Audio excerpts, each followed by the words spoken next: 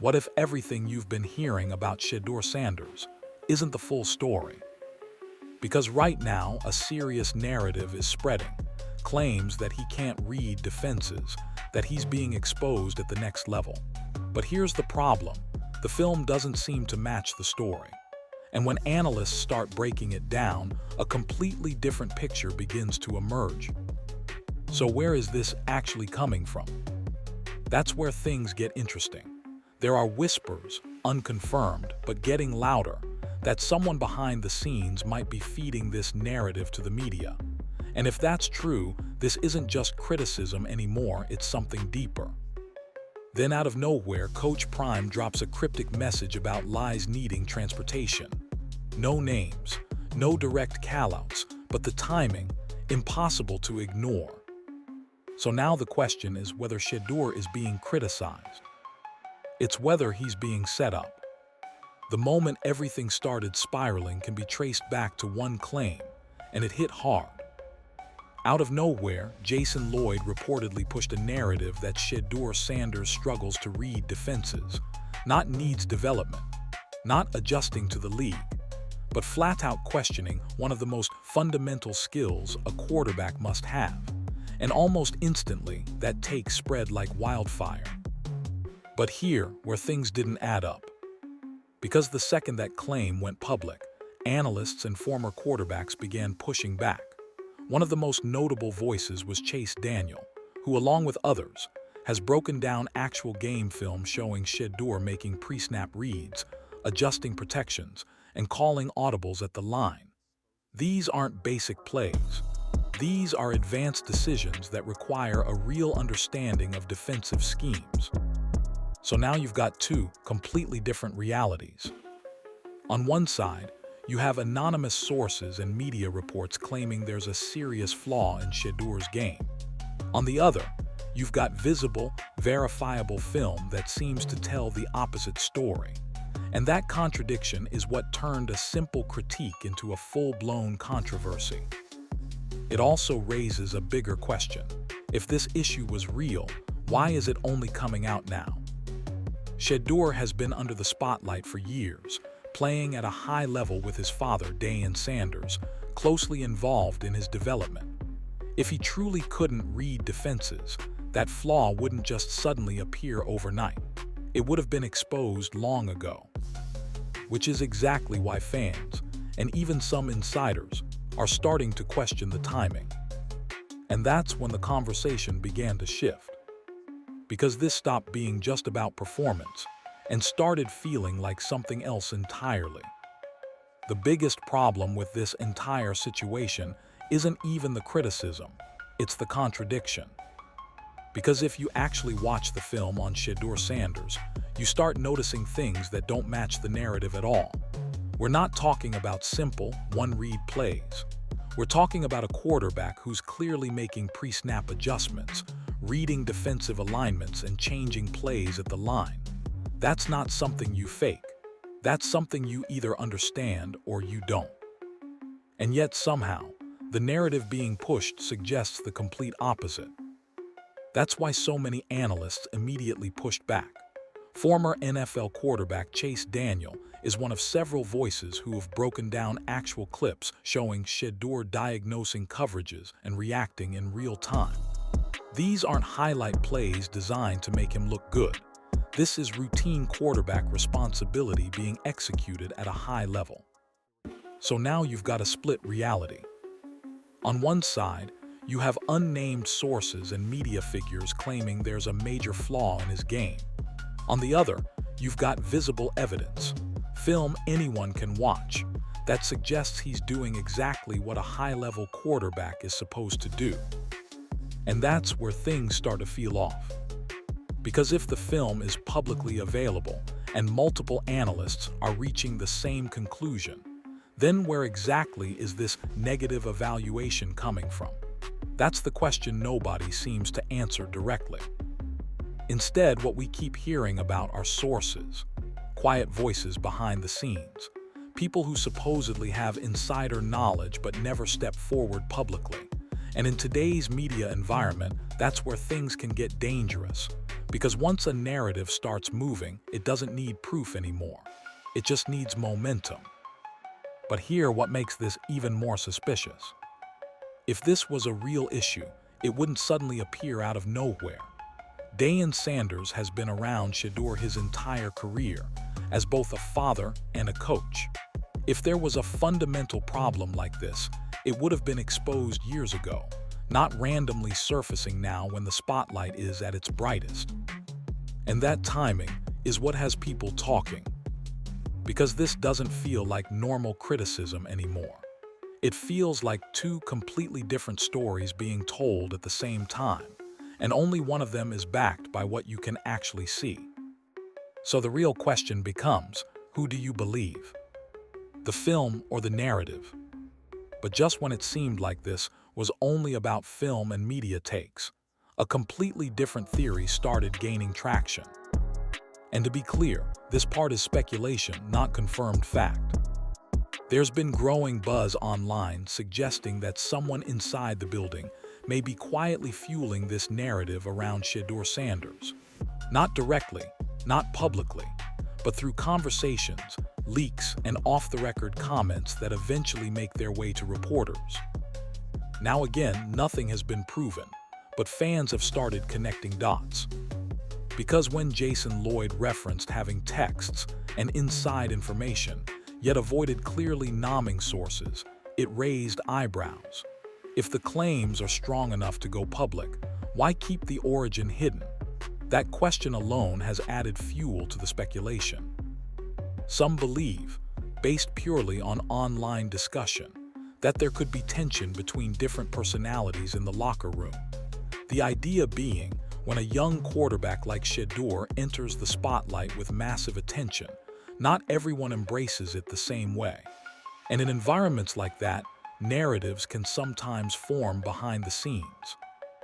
There are even whispers suggesting a possible divide between what some call the old guard and the new wave of players. Veterans, expectations, leadership dynamics, these things can get complicated fast. And while this happens on many teams, the difference here is how quickly it's spilling into the public space. But here, where it gets even more interesting. If this is just normal criticism, it usually stays about performance, film, stats, decisions on the field. But when it starts involving unnamed sources, alleged messages, and conflicting stories, it begins to feel like something else entirely. And that's why so many people aren't just questioning the criticism anymore. They're questioning the motive behind it. Because if even a small part of this leak theory is true, then this isn't just about evaluating a quarterback. It's about controlling the narrative around him. And if that's the case, the real story hasn't even come out yet. And just when the noise reached its peak, Deion Sanders finally responded, but not in the way most people expected. There was no press conference, no direct call-out, no emotional rant. Instead, he posted a message. A lie does not care who tells it, but it needs transportation. And that one line changed everything. Because if you really think about it, Coach Prime wasn't just talking about rumors. He was pointing at something deeper. The idea that false narratives don't spread on their own. They need people, platforms, voices willing to carry them forward until they start to feel real. Now, he didn't mention any names, and that's important. But the timing, that's what caught everyone's attention. This came right as the criticism around Shedeur Sanders was reaching a boiling point. Right as debates about his ability, his leadership, and even his football IQ were dominating conversations. So naturally, fans started connecting the dots. Was this a response to the media? Was it aimed at specific reports? Or was it a broader message about how narratives are being built around his son? No one knows for sure, and that's what makes it so powerful. Because instead of feeding the controversy, Coach Prime did something different. He let people interpret it themselves. And in doing that, he shifted the conversation without ever saying too much. But he didn't stop there.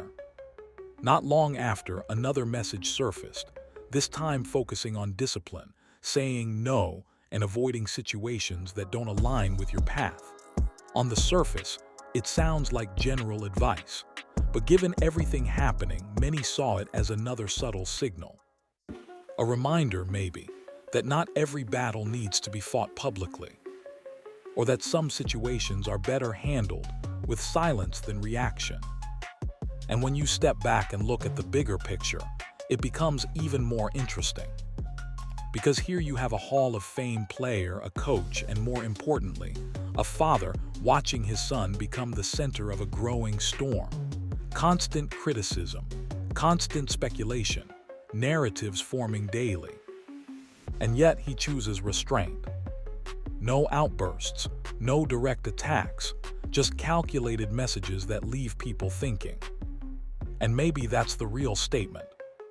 Because sometimes saying less says everything. But beyond the film, the takes, and the rumors, there's something people aren't really talking about. The mental side of all this. Because imagine being Shedeur Sanders right now. Every single day there's a new headline, a new clip, a new debate questioning your ability, your IQ, your future. And not small criticism either. We're talking about narratives that can shape how an entire league views you. And here's what makes it heavier. This isn't a player with off-field drama. No scandals, no distractions, no history of causing problems. By most accounts, Shedeur has done things the right way, focused on football, stayed disciplined, and carried himself like a professional. And yet somehow, he's still at the center of constant negativity. That kind of pressure builds. Because it's one thing to struggle on the field. It's another thing to feel like the story being told about you doesn't match reality. When people start questioning your intelligence as a quarterback, that hits different. That's not just performance, that's personal. And the hardest part, you can't always respond. You can't jump online and argue every take. You can't call out every report. Most of the time, you're expected to stay quiet, keep working, and let your play speak for itself. But while you're doing that, the noise doesn't stop. It gets louder. And this is where the role of Deion Sanders becomes even more important. Because he's not just watching this as a coach, he's watching it as a father. Seeing your son get criticized publicly, questioned daily, and dragged into narratives you know aren't true, that's not easy to sit back and ignore. But somehow they have. And that restraint says a lot. Because in today's world, most people would respond instantly. They'd fire back. They'd escalate it. But instead, Shedeur continues to show up, and Coach Prime chooses his moments carefully. Which tells you something about their mindset. This isn't just about proving people wrong anymore. It's about handling pressure at a level most players never experience this early in their career. And if he's able to navigate through all of this, not just physically, but mentally, then what comes next might surprise a lot of people. And then came the moment that made everything even more questionable. During a tense exchange, Jason Lloyd doubled down on his claims about Shedeur Sanders, but this time he added something new. He said he had text messages, proof, inside information that backed up everything he was saying. At first, that sounds serious. Because if you're claiming to have direct evidence from inside sources, that should settle the debate, right? But instead, it did the opposite. When pressed to explain or reveal more details, things started getting awkward. The conversation shifted from confidence to hesitation.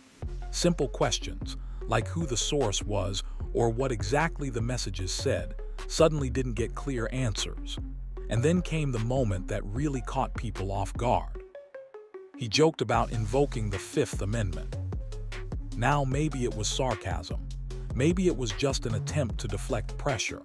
But in a situation this serious, where reputations are being impacted, that kind of response doesn't exactly build trust. It raises questions. Because if the evidence is strong enough to go public with bold claims, why not stand on it fully? Why not present it clearly, without hesitation? That disconnect is what people noticed immediately. And fans weren't the only ones. Even within the discussion, you could feel the tension rising. Others in the conversation were asking for clarity, trying to get a straight answer, but it just never fully came. Instead, everything stayed vague, hinted at but never confirmed.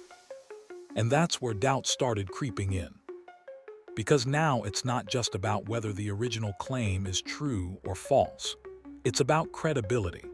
It's about whether the information being presented is solid, or if it's being built on something much weaker than it first appeared. To be fair, it's possible there really are sources. It's possible those messages exist. But without transparency, it leaves room for speculation. And in today's media environment, that's where narratives can quickly spiral.